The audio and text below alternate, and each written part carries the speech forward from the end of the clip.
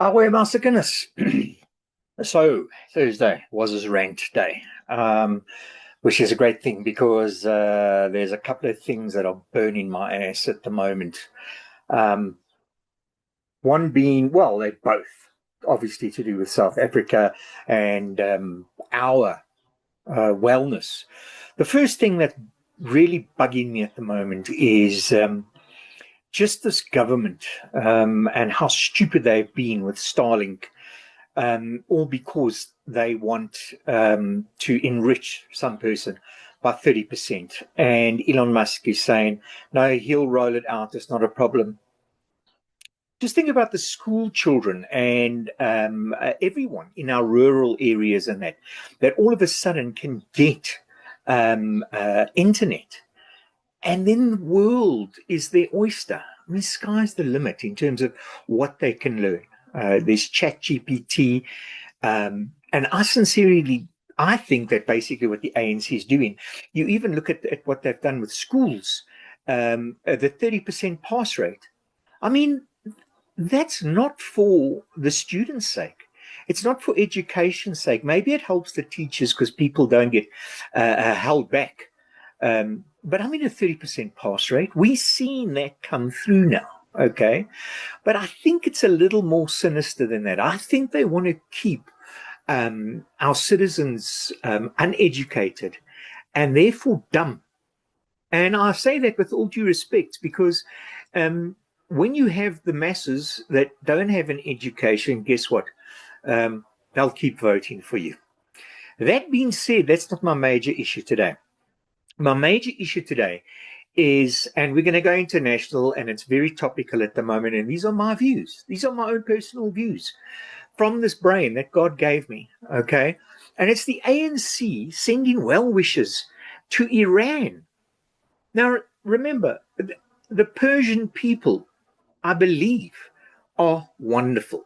And this is from church friends and the media in general are saying how wonderful the Persian people are. But it's the Ayatollah and the regime that we need change from. But again, the ANC, I just want to know if they are mad. I mean, Iran have arbitrary detention, torture, and something they call enforced disappearances. So basically, what happens is, in fact, the UN Independent Fact Finding Mission documented systemic violence, torture, sexual assault, including gang rape in detention, mock executions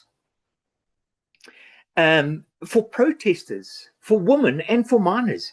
And this has been going on since September 2022 when the uprising took place. Also, political prisoners are routinely coerced into confessions during grossly unfair courts, like the recent death sentence of Behrouz Essani and Mehdi Hassani. You can go Google those two names and you'll see what's going on there. They also have mass and political executions. Guys, this is 2025, okay? In 2024, Iran executed between 938 and 975 people. This is in 2024. And this is the highest that they've executed since 2015, 10 years ago. Their methods include actually public hangings, okay? And this is often used for drug-related charges, but vague security offenses as well. Ethnic minorities like the Kurds and the Buluks, women, juveniles, and even political activists are disproportionately targeted, and many are forced into their confessions. Then there's, of course, the gender-based repression. The regime enforces extreme surveillance over women, including drones, facial recognition, and dedicated apps, okay? And then there's brutal punishments like flogging, imprisonment, and even shootings for hijab violations, okay? This is not covering your face. If a woman had to take off her hijab, the other lady was on the news the other day. If you don't cover everything, dude, These Czechs are getting flogged, imprisoned, and even shot. I mean, this is 2025 again, okay? Is this normal? I don't think this is normal. And that's why I'm saying it's the regime, not the Iranian people. The Persians have a place, not only in the world, as we say, but also in biblical,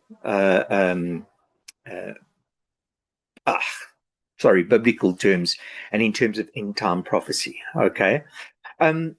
But just to carry on, ethnic minorities face unlawful killings, torture, arbitrary arrest, and again, this enforced disappearances, like the Bloody Friday massacre in Zehadan, and that was in September 2022.